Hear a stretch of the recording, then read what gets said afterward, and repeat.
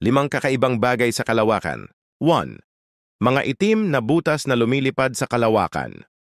May mga itim na butas na nakita na lumilipad sa kalawakan sa bilis na 45,100 times ang bilis ng tunog, na may isang stream ng mga bituin na sumusunod sa likod nito.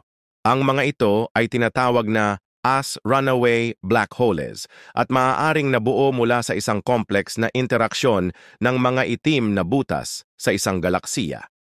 2. Mga odd radio circle, ORCs. Ang mga ORC ay mga malalaking bilog ng radio waves na nakikita sa kalawakan. Ang mga ito ay may diameter na halos 1,000,000 light years at nagpapakita ng isang natatanging pattern ng radio waves. Hindi pa alam kung ano ang pinagmulan ng mga ito. 3. Mga rogue planet. Ang mga rogue planet ay mga planeta na lumilipad sa kalawakan ng walang orbit sa anumang bituin.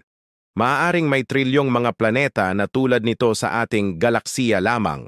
Ang mga ito ay maaaring nabuo mula sa mga labi ng mga bituin na sumabog o kaya'y mga planeta na pinalayas mula sa kanilang mga sistema ng bituin.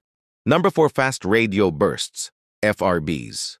Ang mga FRB ay mga malalakas na signal ng radyo na nagmumula sa malalayong galaksya. Ang mga ito ay tumatagal lamang ng ilang milliseconds, ngunit naglalabas ng napakalaking enerhiya. Hindi pa alam kung ano ang pinagmulan ng mga ito, ngunit maaaring may kaugnayan sa mga neutron star o black hole. Ang mga ito ay nagpapakita ng gamma ray emission at maaaring nabuo mula sa isang malakas na eksplosyon sa gitna ng galaksya. Ang mga ito ay napakalaki at kumakalat sa kalahati ng kalangitan. Number 5. Fermi bubbles. Ang Fermi bubbles ay dalawang malalaking istruktura na nakikita sa gitna ng ating galaksiya.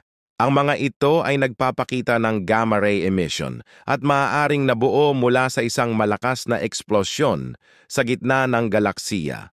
Ang mga ito ay napakalaki at kumakalat sa kalahati ng kalangitan.